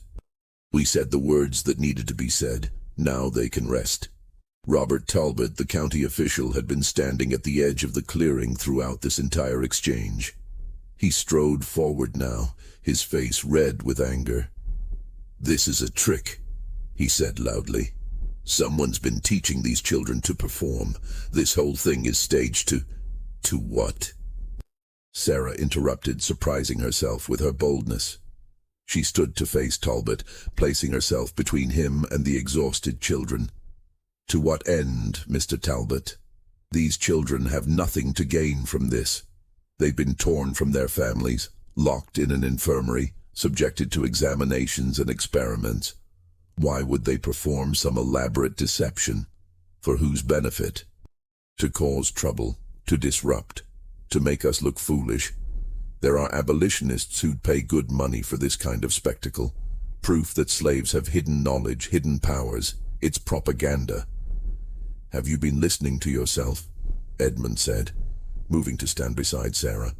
"You sound ridiculous. These children are 7 years old, 8 years old. They're not political operatives. They're not performing for abolitionists. They're experiencing something we don't understand, something that deserves investigation, not dismissal." "I know what I've seen," Talbot said coldly. "And what I've seen is a collection of slaves being encouraged in delusions by a northern doctor who doesn't understand our ways. This investigation is over. We're returning to Savannah immediately, and I'm recommending that these children be evaluated for deliberate deception and potential punishment for false claims." "They're children," Sarah said, her voice rising. "How dare you speak of punishing them for violating the natural order," Talbot interrupted. "For claiming knowledge they have no right to claim. For speaking languages they shouldn't speak. Slaves don't get to have mysteries, Mrs. Pierce. They don't get to be special or unusual or interesting. They exist to work, and when they can't work properly, they're sold or disposed of. That's the system.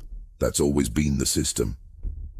The casual cruelty of his words left Sarah momentarily speechless. Edmund, however, found his voice. "Your system is monstrous," he said quietly, "and your refusal to see these children as human beings deserving of care and compassion is a moral failure I hope you come to regret. Save your northern morality for Massachusetts," Talbot replied. "You're in Georgia now. Our rules apply. Now gather these children. We're leaving." On the boat ride back, the children said nothing. They sat together at the stern, holding hands, occasionally whispering to each other in English. The trance state didn't return. The unknown language wasn't spoken again.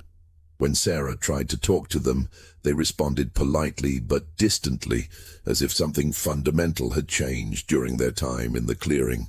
As Savannah's skyline came into view, Elizabeth looked at Sarah and said very quietly, "Thank you for bringing us. We needed to go there. We needed to speak for them. Now it's finished." "What's finished?" Sarah asked. "Our part. We carried the words. We spoke them in the place where they needed to be spoken. Now the words can rest, and we can rest too." Sarah didn't understand what Elizabeth meant, but she felt tears on her cheeks. "What happens now?"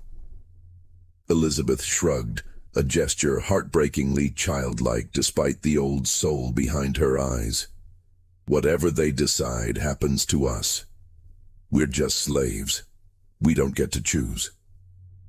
The expedition report filed by Robert Talbot focused entirely on his suspicions of fraud and manipulation. His document, preserved in the county records, described the incident as a carefully orchestrated performance designed to elicit sympathy for slaves and undermine confidence in the plantation system. He recommended immediate dispersal of the children, separating them to prevent ongoing coordination of deceptive behavior. He also recommended that Edmund Pierce be censured for encouraging delusions in slaves and conducting medical investigations with clear abolitionist sympathies.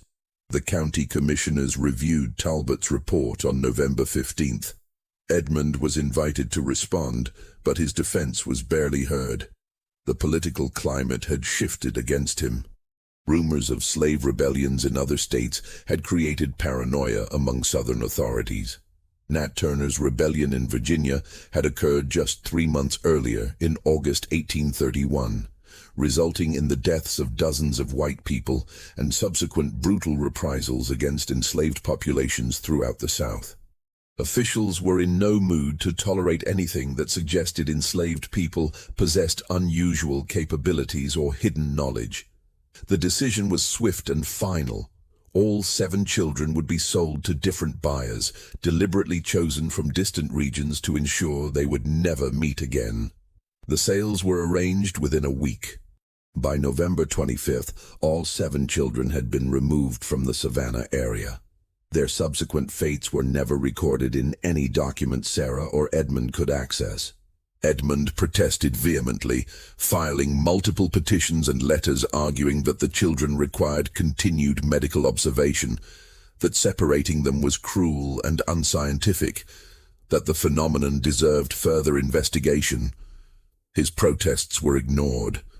Several colleagues at the medical society distanced themselves from him.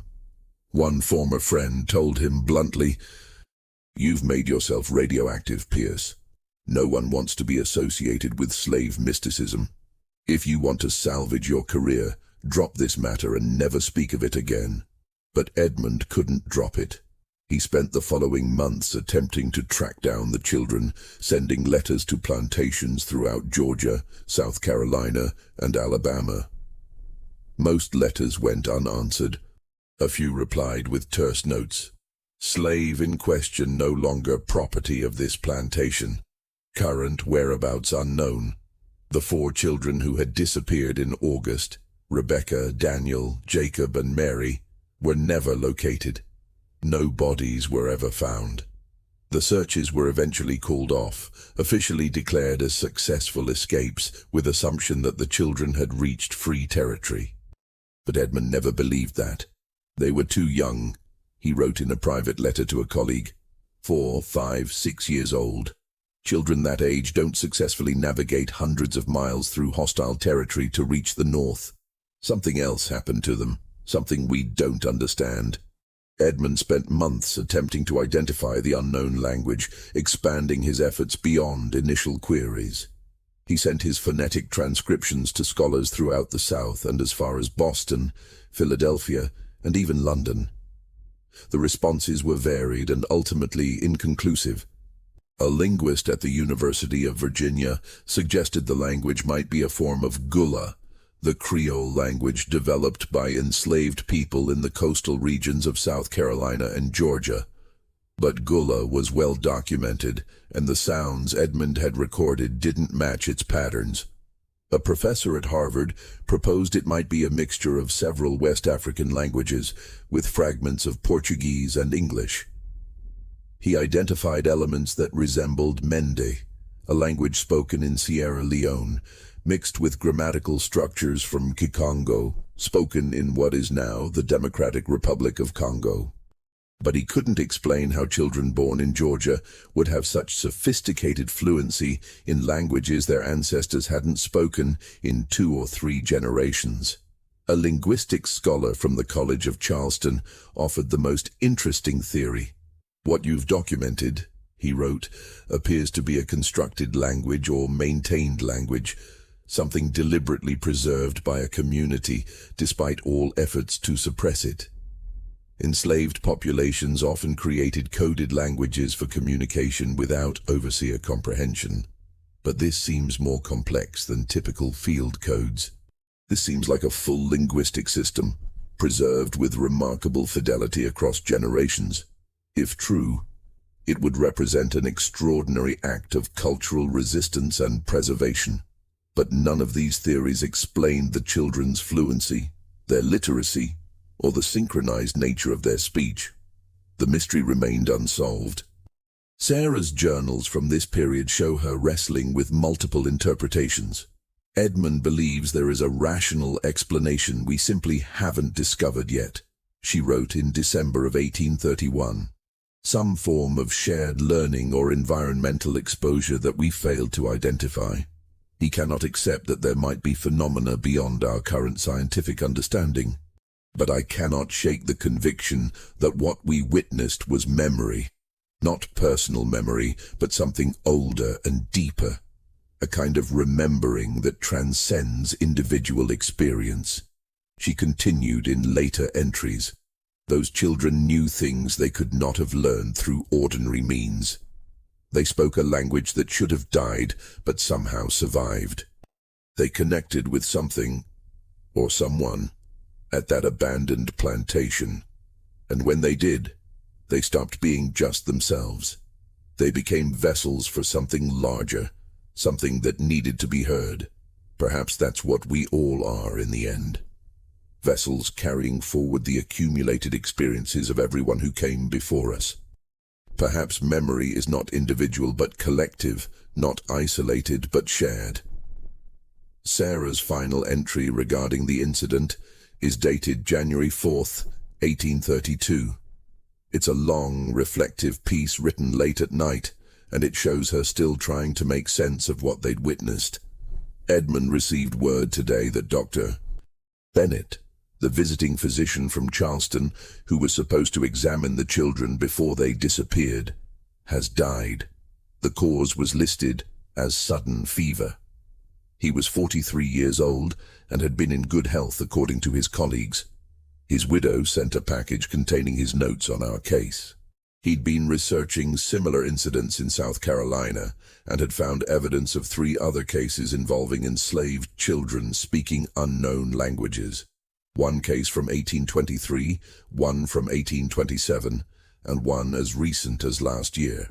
He'd planned to publish a paper arguing that these incidents represented a form of cultural preservation. Languages kept alive through methods we don't understand. Those plans died with him. I find myself wondering how many other cases have occurred that were never documented, never investigated, never recorded. How many children have experienced what our 7 experienced? How many have been punished or sold or simply silenced for speaking words they weren't supposed to know? And how many more will experience it in the years to come? Edmund and I have decided to leave Savannah. The hostility has become unbearable. His medical practice has dried up. No plantation owner will hire him, and even city families avoid our services. We've received threatening letters. Someone threw stones through our windows last week. We're planning to return to Massachusetts, though Edmund says he won't practice medicine again. He feels he's failed, both as a physician and as a human being. But I don't think we failed. I think we bore witness. We documented something extraordinary, something that challenged every assumption about memory, language, and the nature of knowledge itself. And perhaps that's enough. Perhaps bearing witness is its own form of success, even when we can't fix what we witness or fully understand it. I will carry those children with me for the rest of my life. I will remember their faces, their voices, their courage in the face of circumstances designed to break them. They spoke for the voiceless. They remembered the forgotten. They kept something alive that should have been lost. And for that brief window of time, we were privileged to witness them do it. Edmund's medical practice in Savannah ended in February 1832. He and Sarah returned to Massachusetts in March, settling in a small house in Worcester rather than returning to Boston. Edmund never practiced medicine again, working instead as a clerk in his brother's shipping business. He died in 1847 at age 53, his obituary making no mention of his work in Georgia or the strange case that had defined his final years in practice. Sarah lived much longer, dying in 1873 at age 72. Her journals were preserved by her daughter and eventually donated to the Massachusetts Historical Society in 1921. They remained largely unexamined until a researcher studying abolitionist movements in the 1960s discovered the accounts of the Georgia children. The journals were then studied more extensively by historians and anthropologists interested in slave cultures and resistance movements. The courthouse records that Martha Hayes discovered in 1978 contained additional documents not initially catalogued. Among them was a single page, written in Edmund Pierce's handwriting, undated, but clearly from late 1832 or early 1833. It was found folded inside one of the medical examiner's reports.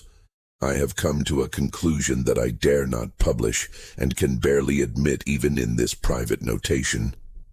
The children were not ill. They were not delusional.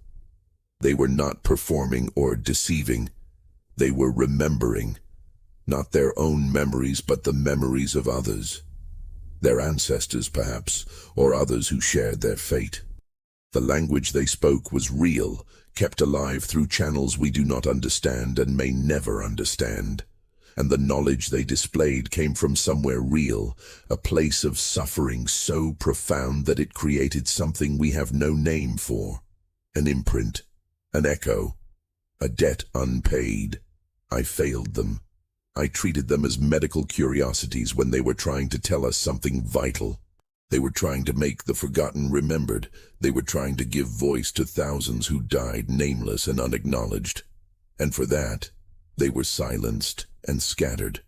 History will forget them, as it has forgotten so many others. But I will not. I cannot. If there is any justice in this world or the next, those children's words will have lasting impact. The stories they told, the memories they carried, the language they spoke, all of it will survive somehow, because some things are too important to be lost. Some suffering demands to be acknowledged. And perhaps those children were the acknowledgement. Perhaps they were the universe's way of saying, we remember, we do not forget, and neither should you. Edmund's note ends there. No further documents from him regarding the case have been found. The records provide no information about what happened to the 14 children after 1834. None of their names appear in any subsequent documentation. It's as if they simply vanished from history, leaving behind only Edmund Pierce's notes and Sarah's journals as evidence they ever existed. The phenomenon was never officially reported again in Georgia. If similar incidents occurred, they were never recorded in county or state documents. The linguistic samples Edmund collected were lost or possibly destroyed. No academic papers were ever published about the case. The institutional response was clear. This was something to be buried, not investigated. The old Lockwood Grove plantation on Ossabaw Island remained abandoned throughout the 19th century. Modern archaeological surveys of the site, conducted in the 1990s, identified several unmarked burial areas containing the remains of dozens of individuals, likely enslaved people who died during the plantation's operation or the 1790 yellow fever outbreak. Carbon dating and skeletal analysis suggested deaths spanning from the 1750s through the early 1800s. No markers identified them. No records named them. Their stories died with them, except perhaps for a brief moment in 1831, when 7 children spoke in voices that should have been silenced generations before, when they remembered what should have been forgotten, when they proved that some things survive, even when the world tries desperately to erase them. The courthouse records were briefly displayed at a historical exhibition in Savannah in 1979. As part of a program commemorating African American history in coastal Georgia. They drew modest attention from historians and some local news coverage. Within a year, they'd been returned to storage, filed away again in the climate-controlled archive room where they remain today. Martha Hayes, the clerk who discovered them, retired in 1985 after 32 years of county service. In her final interview with the Savannah Morning News, she mentioned the documents. "I've worked with historical records for 30 years, she said.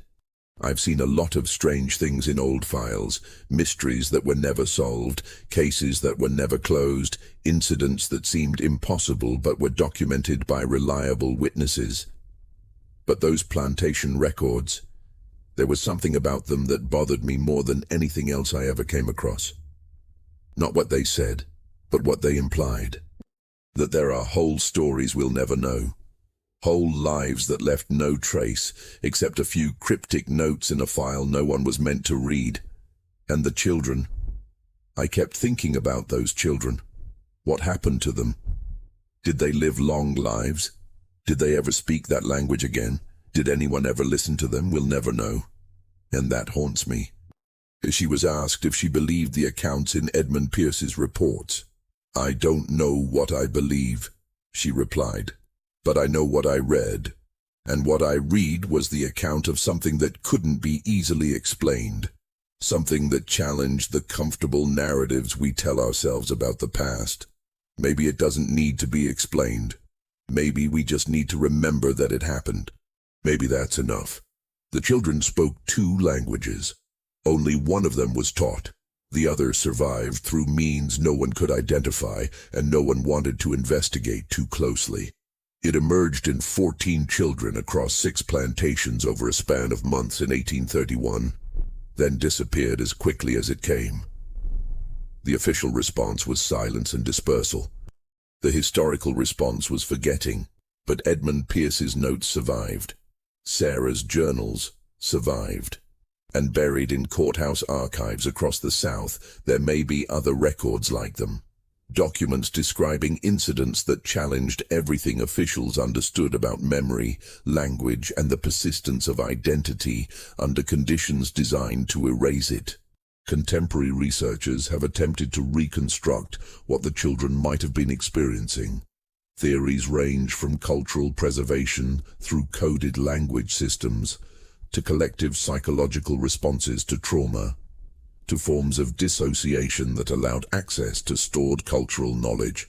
Some psychologists have drawn parallels to documented cases of ancestral memory claims in other traumatized populations.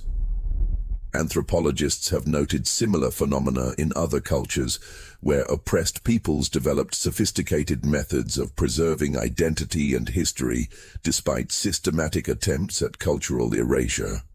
But none of these modern theories fully explain the specifics of what Edmund and Sarah documented. The perfect synchronization, the literacy in a language never taught, the predictive statements, the profound sense of connection to specific historical locations. The mystery, even with nearly 200 years of hindsight, remains largely unsolved. Some questions don't have answers. Some mysteries remain unsolved, not because the evidence was insufficient, but because the truth was too unsettling to pursue.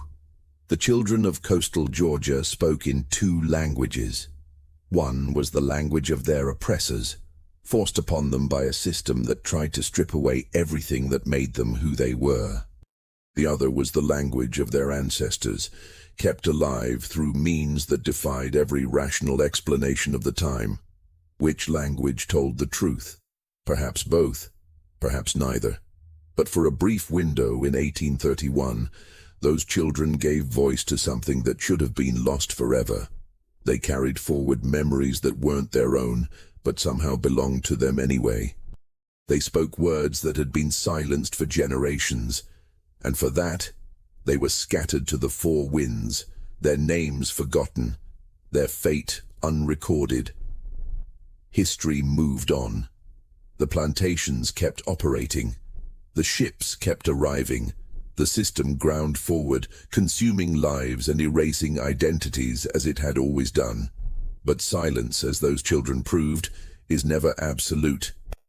Sometimes what is buried doesn't stay buried. Sometimes what is forgotten finds a way to be remembered. And sometimes the voices of the lost speak through the living in ways that can't be explained or controlled or silenced forever. The records exist, the questions remain, and somewhere in the vast landscape of history, 14 children left traces of something extraordinary. Proof that memory can survive even when every attempt is made to erase it. Proof that languages can be kept alive through sheer will and need. Proof that the human spirit resists obliteration even under conditions designed to destroy it. Sarah Pierce wrote one final entry in her journal about the case, dated 1865, shortly after the end of the Civil War. She was 64 years old. Edmund had been dead for 18 years, and she'd just learned that slavery had been abolished throughout the United States. I cannot help but wonder what became of them. The 7 children we tried to help, the 4 who disappeared, the 3 who were sold before we could examine them. They would be in their late 30s now if they survived. They would have lived through this war that finally ended the system that enslaved them. I hope they survived. I hope they found freedom and peace. I hope they were able to use their remarkable abilities in ways that enriched their lives rather than endangered them. But more than that, I hope they remember. I hope they remember what they were able to do in 1831, speaking for the voiceless, carrying forward the words that needed to be spoken. I hope they know that at least 2 people witnessed them and believed them and recognized that what they did was important.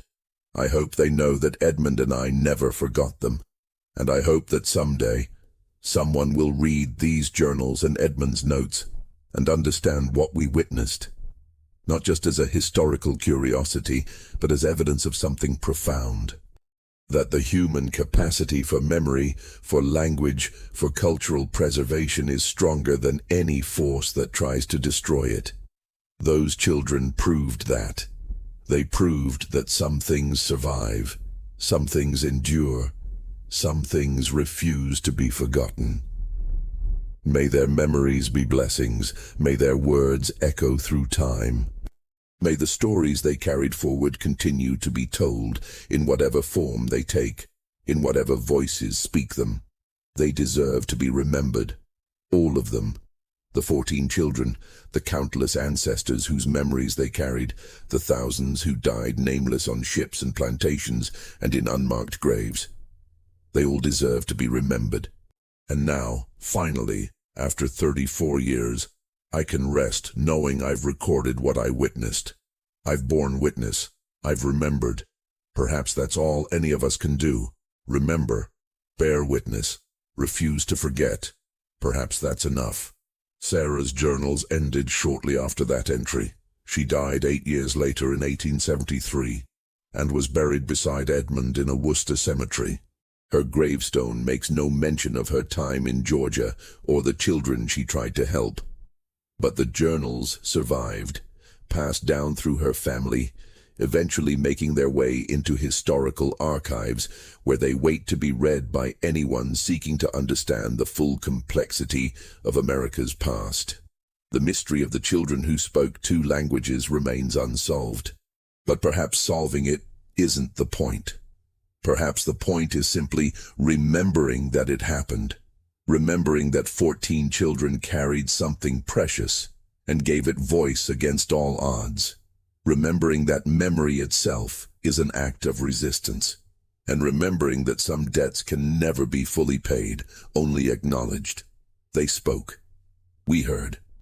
And now, nearly 200 years later, the echo of their voices still demands our attention, still challenges our assumptions, still insists that we remember what the world tried so hard to forget. If this story left you thinking about the countless untold histories still buried in forgotten archives, I have dozens more like it. Hit that subscribe button and turn on notifications so you never miss the stories that make us question everything we thought we knew about the past. And if this one got under your skin the way it got under mine, share it with someone who loves history's darkest mysteries. Thanks for watching. Until next time.